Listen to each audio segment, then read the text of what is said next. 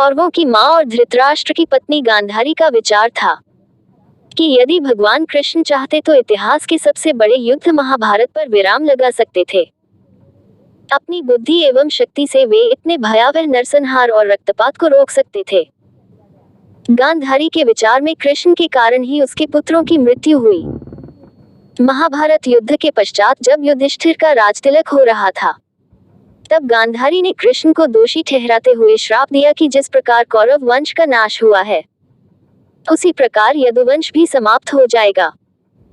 महाभारत के पश्चात भगवान कृष्ण ने अपनी 8 पत्नियों, जिन्हें अष्टभर्य भी कहा जाता है, के साथ जीवन व्यतीत किया।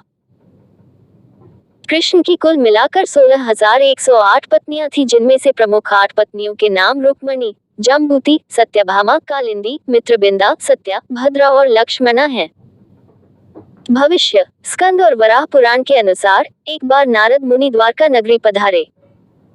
वहां कृष्ण और जम्बूति के पुत्र सांब ने नारद मुनि की ओर ध्यान ही नहीं दिया।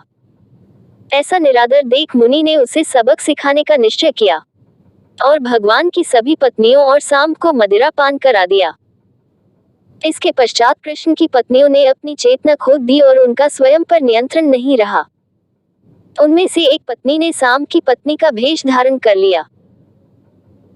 सांब का ऐसा कृत्य देख कृष्ण ने उसे कुष्ठ रोग से पीड़ित होने का श्राप दिया और अपनी पत्नियों को कहा कि मेरी मृत्यु के पश्चात तुम सभी का अभीर राज्य के लोगों के द्वारा अपहरण कर लिया जाएगा। एक बार ऋषि विश्वामित्र, ऋषि दुर्वासा, ऋषि वशिष्ठ और नारद मुनि तीर्थ यात्रा से वापस आते समय कृष्ण और बलराम से भेंट करने द्वारका पधारे।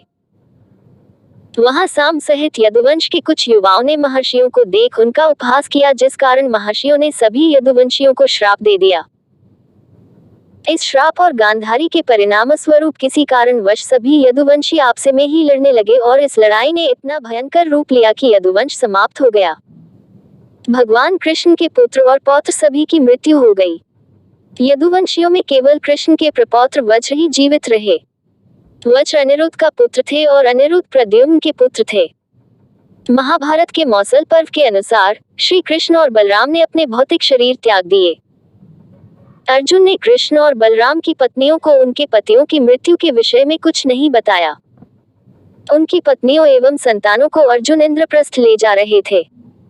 रास्ते में इतनी महिलाओं की रक्षा के लिए केवल एक योद्धा को उपस्थित देख वीर वर्ग के लोगों ने उन पर आक्रमण कर दिया और कृष्ण की पत्नियों सहित सभी को बंदी बना लिया, जो स्वयं कृष्ण भगवान का उनकी पत्नियों के लिए दिए गए श्राप के परिणाम स्वरूप हुआ।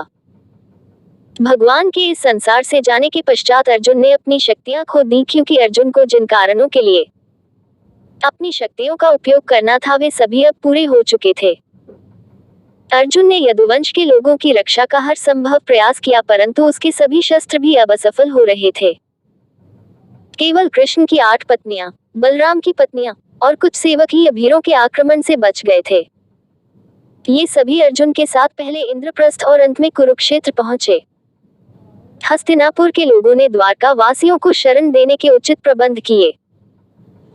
अर्जुन ने सभी को राज्य में उचित स्थान देकर अपना कर्तव्य पूर्ण किया और अंत में भगवान कृष्ण के प्रपौत्र वज्र को मथुरा का राजा बनाया।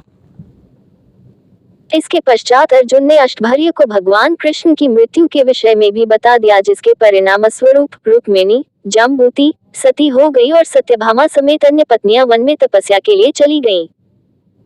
ये सभी केवल फल और पत्तों के आहार पर जीवित रहकर भगवान श्री हरि की आराधना करती रहीं।